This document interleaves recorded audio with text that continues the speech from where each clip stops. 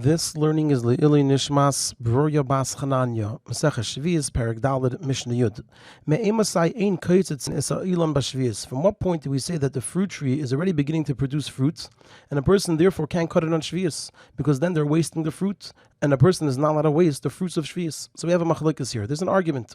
Beishamai say, Kla ilan mishayetzi. By every tree it's the same thing.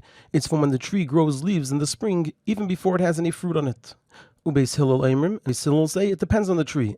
Hecharuven Carib trees is Mishayel Shelu. It's from when they start hanging down because they're heavy. V'hakfonim and grapevines is Mishayel Garu.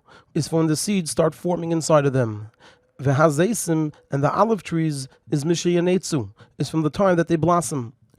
Ushar Kol Ilon and all other trees is Mishayetzi when it starts bringing forth its fruit. The Mishnah continues and teaches, until when is this Isser? When do we say that the fruits are already fully formed, and now the person is allowed to cut down the tree? Because they're not wasting the fruit. Fruits are fully formed, and they can be eaten. V'chola ilan, and all trees have the same din when it comes to when their Isser ends. And that is that Kevan Shebola Einas HaMaisrus, once they reach the time of Maisrus, that it's fully formed, and a person has to give Maisrus from it, so then, Mutter L'Katzatzai, a person can now cut down the tree. And the Mishnah concludes and teaches about the general issur that there is to cut down any fruit tree.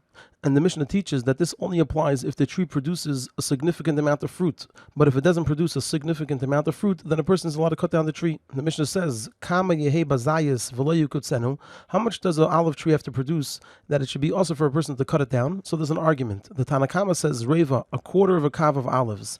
And Rabbi Shimon ben Gamliel Eimer, and Shimon ben Gamliel says, Hakar Lufi Azais. It all depends on the type of olive tree. If the olive tree produces good olives, then even if it's a smaller amount, it will be also to cut it down. And if the olive tree doesn't produce good olives, then even if it's a larger amount, it'll be permitted to cut it down.